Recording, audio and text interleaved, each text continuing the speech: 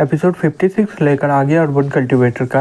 ये सब दूर से कुछ लोग देख रहे होते हैं। एक लड़का बोलता है, हे स्पैरो, तुम्हें क्या लगता है कौन जीतेगा?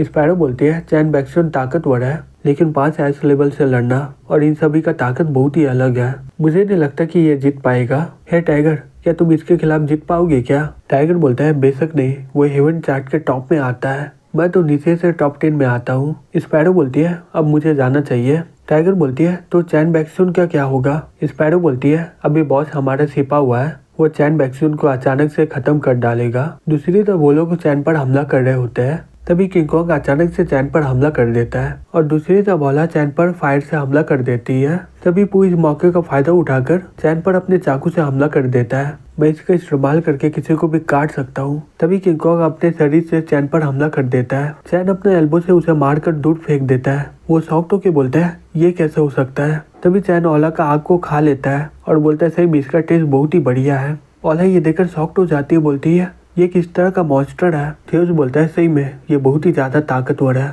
हम सभी को अपना पूरा ताकत से हमला करना होगा। फिर किंग कॉन्ग अपना ताकत का इस्तेमाल करके और भी ज्यादा ताकतवर हो जाता है। चैन पू को बोलता है, तुम्हारी इतनी हिम्मत, तुम मेरे ऊपर चाकू से हमला करना चाह रहे थे। पू जल्दी से अपने सामने स्नेक ले आता है। चैन वो स्नेक को पकड़ लेता है और बोलता है, पहला। फिर वो उस पर हमला कर देता है। पू उसके हमले से बच जाता है और बोलता है अपने मन में, धत तेरी की, अच्छा हुआ कि मैं सही समय में बच गया, नहीं तो आज मैं मर ही जाता। ये बहुत ही अजीब हुआ, वो मुझे मारने के लिए वापस क्यों नहीं आ रहा है? फिर वो देखता है कि उसके सीने में बहुत ही बड़ा छेद हुआ होता है और वो वहीं पर मारा जाता है। थियो चिल्ला के बोलता है, सभी लोग एक साथ इस पर हमला करो। फिर किंग कॉन्ग चैन पर हमला कर देता है। चैन अपना ताकत का इस्तेमाल करके उसे वहीं पर मार डालता है और बोलता है, दूसरा। ओला बोलती है, नहीं, हमें यहाँ से अभी निकलना चाहिए। सोलंग बोलता है, हाँ चलो यहाँ से। फिर वो दोनों चैन पर हमला कर देते हैं अपने ताकत से, लेकिन चैन उन दोनों का ताकत को रोक देता है और वो ताकत को कॉम्बाइन करते हुए बोलता है, तुम लोगों को अपना ताकत पर कंट्रोल लिया है, देखो इसका इस्तेमाल कैसे किया जाता है। फिर वो उस पर हमला कर देता है।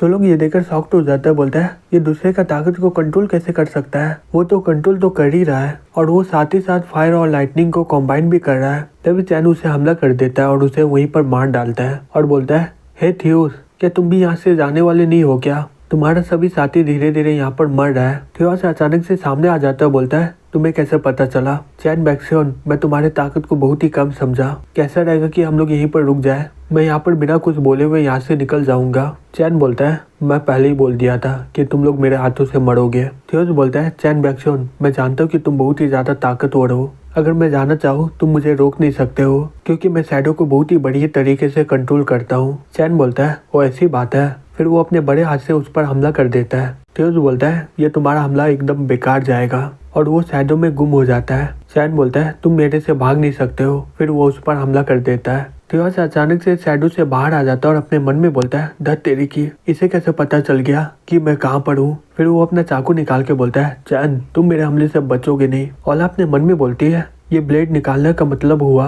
ये अपना पूरा ताकत से हमला करने वाला है। फिर चैन अपना ताकत का इस्तेमाल करता है और बोलता है, थर्ड स्ट्रोक वॉइड। तभी थियोस अचानक से चैन पर हमला कर देता है पीछे से, और जैसे ही चैन उस पर हमला करता है वो अचानक से वहाँ से गायब हो जाता है और वो ऐसे ही बार बार उस पर छिपकर हमला करने लग जाता है। चैन हंसते हुए बोलता है, तुम्हें क्या लगता है तुम ये हमला करके मुझे हरा सकते हो क्या?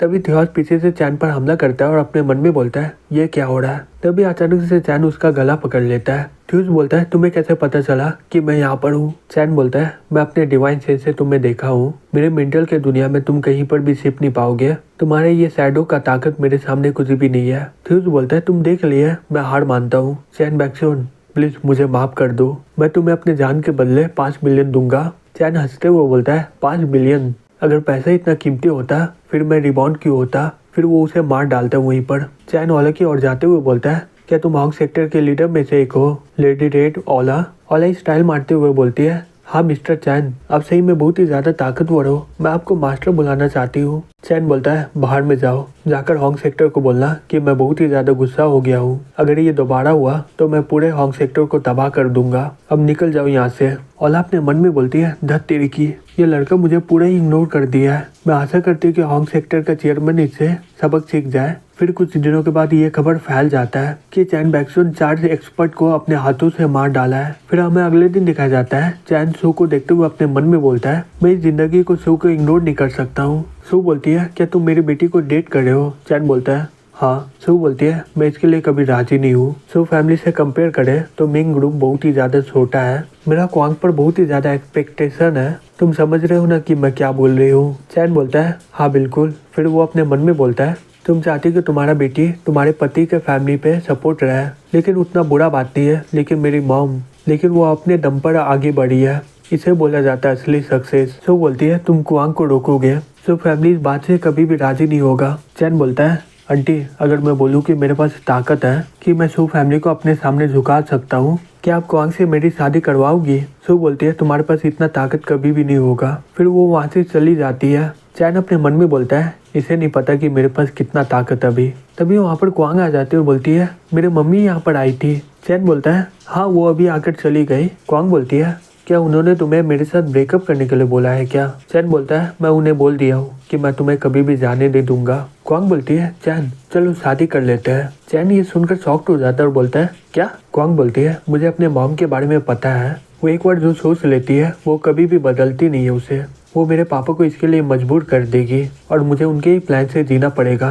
चलो शादी कर लेते हैं पहले। कोई फर्क नहीं पड़ता कि वो जो भी करे, एक बार शादी हो जाए तो वो कुछ नहीं कर पाएगी हमारा। चैन बोलता है हमने अभी तक सही से डेट भी नहीं किया है। क्वांग बोलती है पहले शादी कर लेते हैं फिर डेट होता ही रहेगा। क्या तुम मुझे पसंद नहीं करते हो। चैन बोलता है हाँ मैं करता हूँ। क्वांग बोलती है फिर तुम मेरे साथ शादी करोगे। चैन उसका बात का जवाब नहीं देता है। क्वांग बोलती है जब हम लोग छोटे थे तुम मेरे से प्रॉमिस किए थे शादी करने का, तुम्हें ये बात याद है ना। चैन अपने मन में बोलता है मेरे पहले जन्म में मैं वहाँ से निकल गया था, लेकिन इस जन्म में ये कभी नहीं होगा। फिर वो क्वांग का हाथ पकड़ लेता है और बोलता है ठीक है। क्वांग बोलती है सही में। फिर वो उसका हाथ पकड़ के टालने लगते हैं और बोलती है चलो सिविल कोर्ट चलते हैं। चैन बोलता है लेकिन हमारे पास कोई आइडेंटिटी कार्ड नहीं है। क्वांग बोलती है चिंता मत करो मैं इसका इंतजाम करवा दे रही हूँ। फिर कुछ देर में वो जॉन्ग के पास चली जाती है और उसे सब कुछ बता देती है। जॉन्ग बोलती है क्वांग क्या तुम सही में इससे शादी करने वाली हो। क्वांग बोलती है बिल्कुल, अगर तुम मुझे अपना दोस्त मानती हो तो तुम मेरी मदद करो इसमें। तुम्हारे अंकल सिविल कोर्ट में काम करते हैं ना, मुझे पता है तुम आराम से ये कर लोगी। क्वांग बोलती है ठीक है। फिर वो दोनों शादी कर लेते हैं। चैन अपने मन में बोलता है ये शादी पूरा लाइफ टाइम का है, ये मुझसे शादी करने से कभी भी पछताएगी नहीं। नंबर 1 ग्रैंड मास्टर चैन बैक्सियन का शादी इस तरह से हो रहा है और सिर्फ जॉन्ग को ही पता है इस बारे में। क्वांग चैन को बोलता है मुझे अभी कुछ काम है, अब मैं चलती हूँ। जॉन्ग उन दोनों को देख के शॉक्ड हो जाती है और चिल्लाते हुए बोलती है तुम लोगों को जो करना है करो, अब मुझसे देखा नहीं जा रहा, मैं यहाँ से जा रही हूँ। फिर कुछ देर में क्वांग अपने घर पहुँच जाती है। सो बोलती है तुम इतना देर से कहाँ गई थी और तुम्हें इतना देर क्यों लगा आने में यहाँ पर। क्वांग बोलती है आपको तो पता ही होगा मैं कहाँ गई थी।